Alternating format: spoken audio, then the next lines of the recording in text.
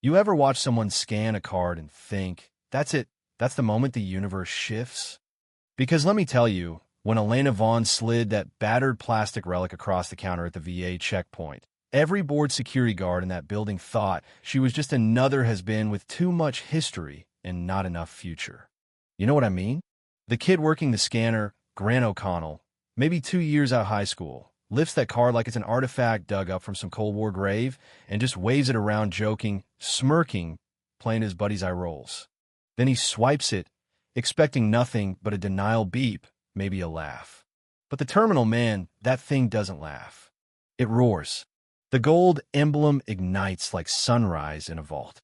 Alarms blare, red lights start flashing, and suddenly you can taste the hush in the air sharp, electric, absolute. Because that card, the one they mocked, wasn't meant to be seen by anyone still drawing breath. You want to know what happened next? Sit tight. That was the morning everything changed. The sun was barely up, the parking lot mostly empty, dew still fighting with dust on the windshields. Elena parked her old truck, stepped out with that limp veterans don't talk about, windbreaker zipped halfway, boots polished not out of vanity but habit, and eyes that had seen more continents than most people see cities. Silver hair braided low, hands steady as she carried a worn wallet and a sealed envelope marked Echo, 0 eyes only. She didn't walk like someone looking for help. She walked like someone bringing answers people forgot they needed. Inside the lobby, country music leaking from an old radio, paperwork stacked higher than sympathy, 2 security kids in cheap uniforms flanked the ID desk, killing time with bad jokes. When Elena reached them, she didn't bother with pleasantries. She just set that envelope and card down like chess pieces. O'Connell laughed, "This thing's older than my dad," and his buddy Kinley joined in, tossing out wisecracks about time capsules. But Elena wasn't watching them. She was watching the scanner, waiting. When they finally scanned her card, it was like the whole building took a breath and forgot how to exhale. Gold emblem. Rotating triangle. Alpha 5 protocol. Engaged. Security glass darkened. Door slammed shut. Radio squawked. The tech guy sprinted in and recognized the symbol from Old War footage.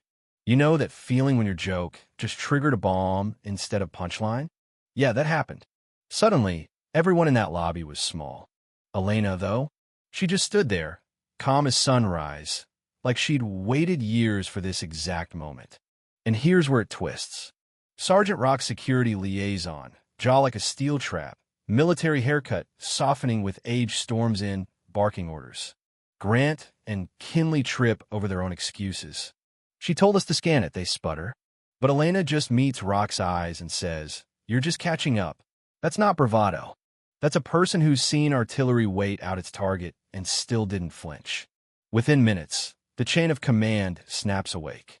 MPs arrive, not to arrest her, but to escort her, not touching, not crowding, just treating her like the building itself deferred to her clearance. And when Colonel Marina Keene walks in silver oak leaves gleaming, voice that slices through noise, even she looks at Elena like she's a ghost stepped out of classified files. The look they share? It's a handshake between legends, half respect, half warning. Keene lays down a folder redacted to the bone, but handwritten at the top. Echo 0, reactivated. "I thought they shut it down," Keene mutters. "They tried," Elena answers, "but some debts never expire." And while the rest of the building is scrambling, trying to figure out if they're under attack or hosting history, the real game is unfolding behind glass. Federal agents arrive, briefcase handcuffed, no names, no patients demanding files, surveillance, even Elena herself. Keene shuts that down. You don't outrank Alpha 5. You report to it. That, right there, is when power changes hands. Not with guns, but with knowledge and fear. They try to interrogate Elena, ask her if she planned this, if she knows what she's reigniting. She doesn't blink. "You laughed and scanned something you shouldn't have," she says. "Now you remember what respect looks like." They realize, too late, that she isn't their problem, she's their solution, if they're smart enough to listen. But most people aren't. And here comes the twist nobody saw coming. As protocols cascade, as 3-letter agencies light up their networks, the security chief reviews a memorial wall. Elena stands before the names, fingertip resting on Warrant Officer Jamie Rock, Devon's uncle, who called her the ghost who walked. In that moment, history loops debts paid forward, respect earned in silence. Devon asks why now. Elena just says, some debts are overdue. Forgetting has a cost. From there, it's all dominoes.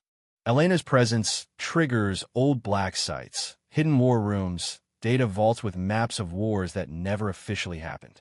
Recruits gather young, cocky, and nervous, expecting to see a legend, not a leader. Elena looks them over, delivers the only briefing that matters. We don't fight to be remembered. We fight so others never have to be. That's the kind of line that sticks, you know? The kind that builds a team. When the world's oldest secret system blinks awake, it doesn't just spit out files. It coughs up ghost vaults of preserved legacies, tools, memories, even enemies, all labeled like echoes waiting to be triggered. Elena faces down the past, her team at her back. She's not resurrecting monsters. She's deciding which ones to bury for good. When they break into a frozen black site in Antarctica blizzard screaming, danger in every shadow, Elena comes face to face with Maris Vex, a founder who is supposed to be dead and instead is orchestrating the last stand for an era that should have ended. In the final standoff, Elena is given a choice: awaken or destroy. She chooses purge, erases every legacy, every monster, every loose end, while Vex, with the cold pride of a generation that built shadows, just nods, knowing it was always going to come to this. Gunships circle, alarms wail, and as Elena's team triggers the self-destruct, sacrifice comes quietly. No heroics. Ash, her coder, stays behind to make sure nothing escapes. Let me be the firewall, Ash says, sealing the blast doors. Elena emerges onto the ice as the mountain collapses, history devouring itself. Afterwards, there's no medal, no parade, just tribunals, shifting powers, and the knowledge that what Echo buried will never haunt the world again unless someone chooses forgetting over reckoning. Elena walks away not into the sunset, but into another layer of shadow. Because that's how these stories end, right? Except sometimes they don't. So what does it leave us? With a single scan, a world changed. Not by firepower, but by memory, by the guts to say, this time we remember. Now, I gotta ask, in a world built on secrets, do you side with the ones who keep them, or the ones who break them open? Was Elena right to rewrite history, or did she light a fire no one can control? Tell me where you're watching from, let it out in the comments, and if you want more stories of quiet power, legacies, and the high cost of memory, hit subscribe, because this Echo, it's not done. It listens, it learns, and maybe, just maybe, it's yours now too.